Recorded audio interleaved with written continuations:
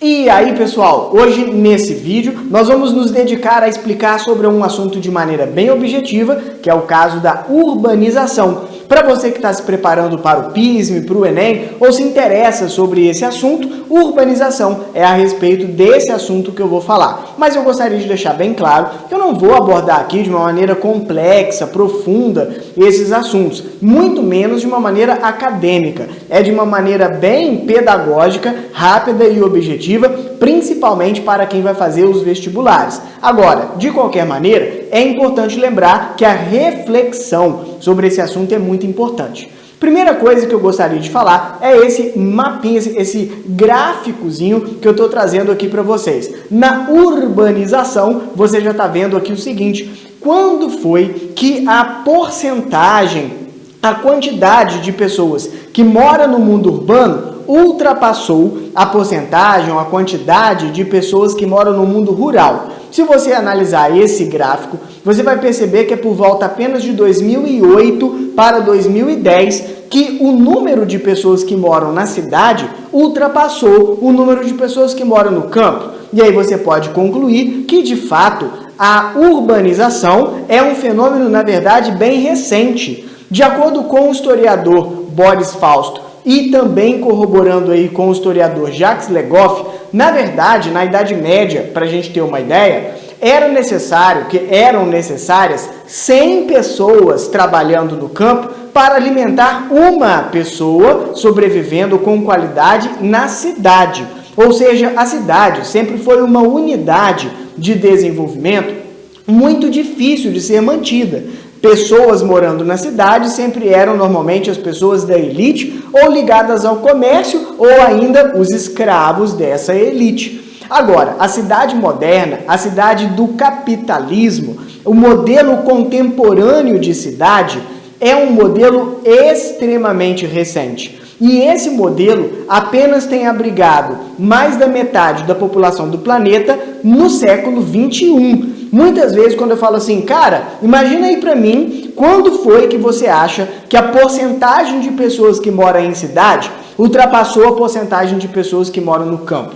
Muita gente diria, sei lá, século XIX, primeira revolução industrial, nada a ver. Na verdade, é um fenômeno muito recente. E é exatamente por isso que a gente está tentando entender o quanto é recente esse fenômeno em termos de alguns conceitos específicos. O que acontece é o seguinte: quando uma cidade cresce, a sua periferia, ou seja, as bordas da cidade, vai crescendo a ponto de se misturar com uma outra cidade, uma espécie de fusão da malha urbana de uma cidade A com uma cidade B, nós vamos falar que está acontecendo o fenômeno da conurbação.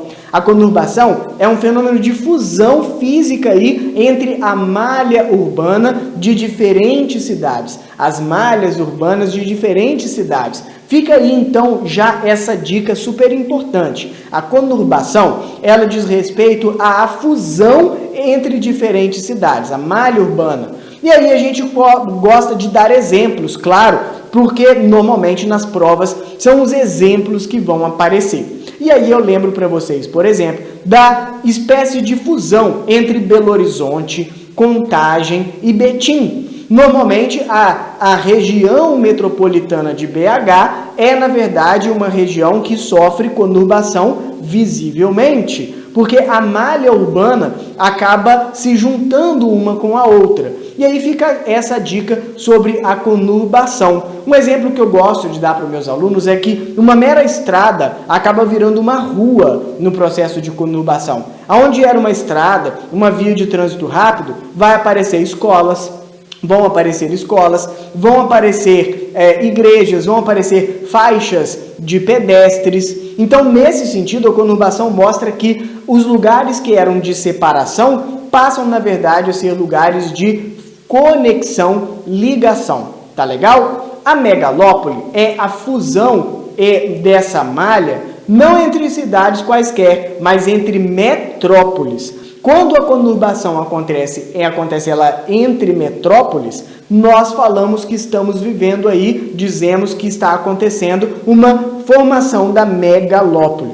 Alguns até falam que no Brasil, no futuro muito distante, pode acontecer a fusão entre São Paulo e Rio de Janeiro, duas metrópoles, formando então a primeira megalópole brasileira. É bastante utópico, vamos assim dizer, isso ainda para acontecer. Mas nós temos várias megalópolis, a maior delas no Japão. Nos Estados Unidos nós temos várias, como entre San Diego e São Francisco, como entre Boston e Washington, e aí que é a megalópole de Boston, Wash, ou a de Spitz, entre Chicago e Pittsburgh. Temos então, na verdade, várias megalópolis, uma fusão física das malhas urbanas entre diferentes metrópoles. Bem legal. Temos as cidades médias, que são, na verdade, uma outra unidade urbana, também bastante interessante, também muito recorrente em provas. A cidade média tem entre 100 mil a 500 mil habitantes. Dependendo da classificação, esse 500 mil tem até sido flexibilizado.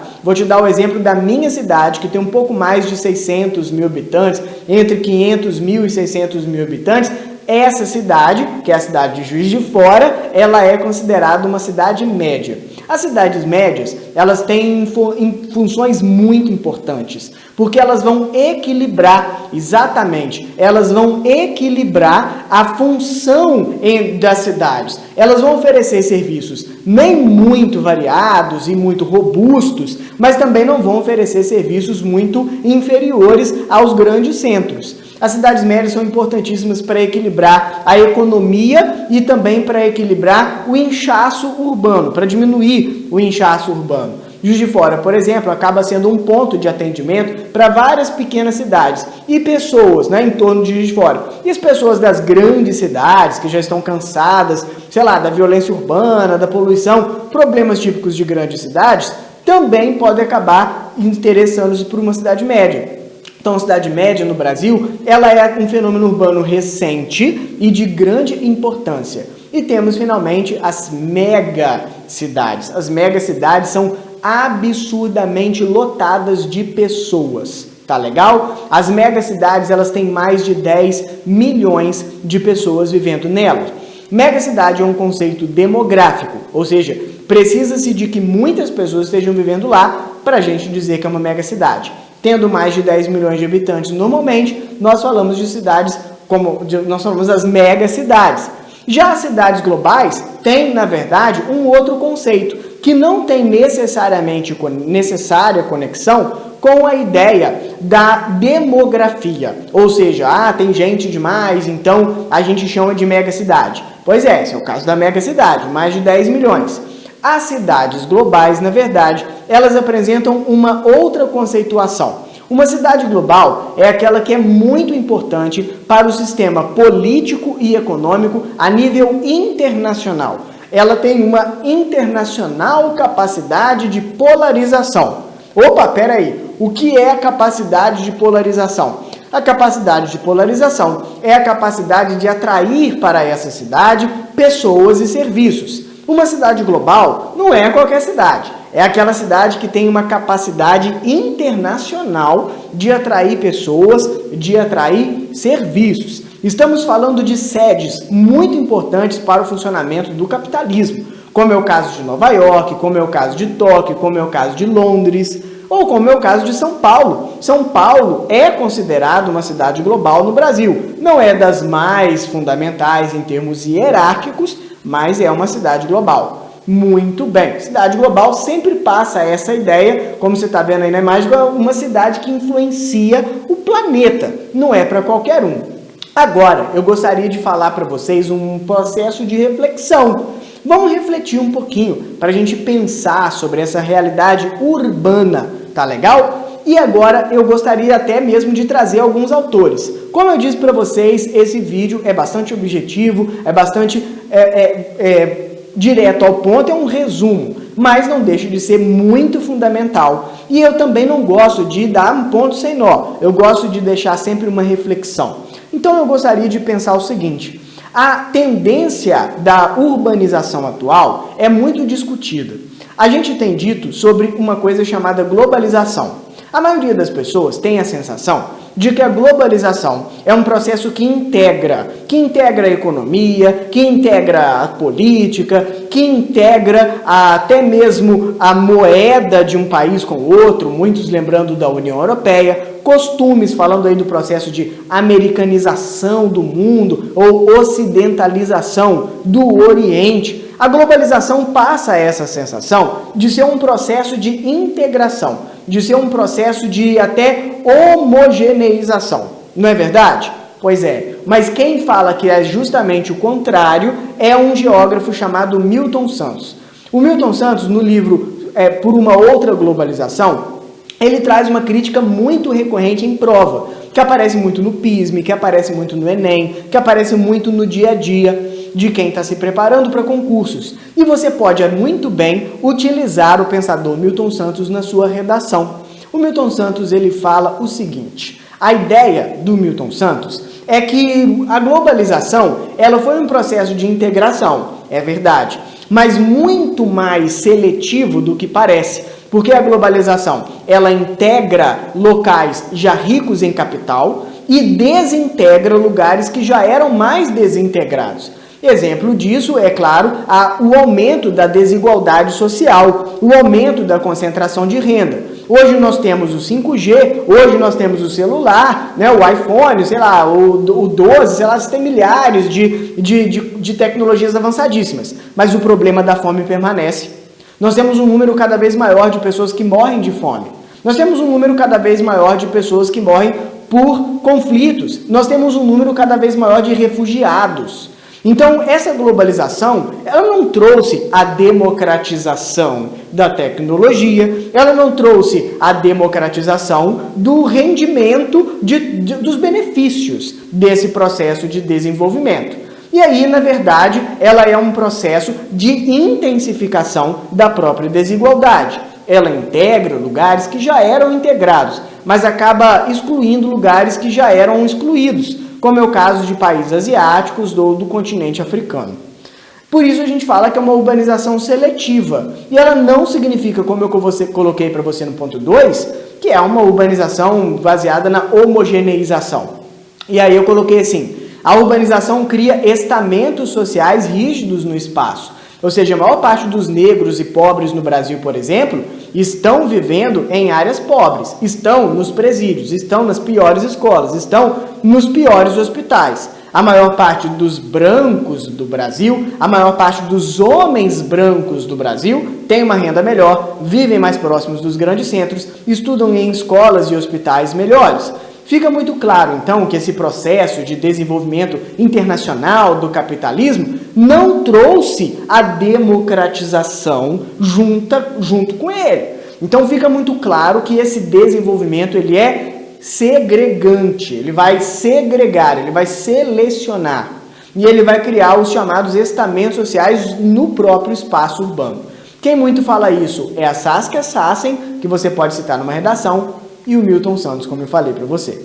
Muito bem, e aí, para a gente finalizar, eu falo com vocês sobre tendências atuais, que são muito interessantes, são muito importantes para a gente começar a pensar sobre esse processo de globalização, sobre esse processo de urbanização, como, na verdade, algo que pode explicar muito sobre a nossa realidade atual. A gente, por exemplo, recentemente estamos vivendo aí as questões relacionadas à pandemia do novo coronavírus. Isso aconteceu devido muito exclusivamente à realidade de grande globalização e integração urbana do mundo asiático.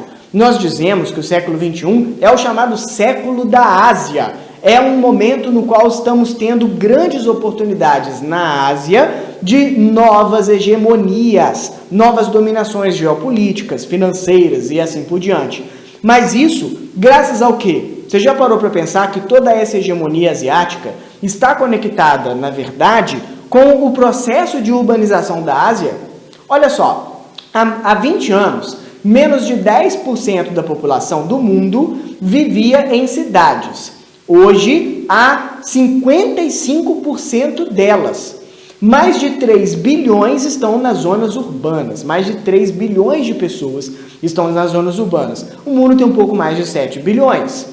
Então já dá para você ver que é uma tendência cada vez maior. Mais de 3 dezenas, tá? Mais de 30 das megalópolis se encontram hoje em países menos desenvolvidos, e isso em 2015. Isso está mostrando para você o seguinte: antigamente, no início do século XX, era normal falar de urbanização para país desenvolvido. Agora, atualmente, não. Atualmente, a gente costuma falar de urbanização muito mais presente, esse processo, em países em desenvolvimento. Só que a tendência é outra. Não é uma urbanização típica de país desenvolvido. É uma urbanização de países em desenvolvimento. É uma urbanização macrocéfala, desordenada, que tem trazido, que tem provocado cada vez mais a desigualdade social.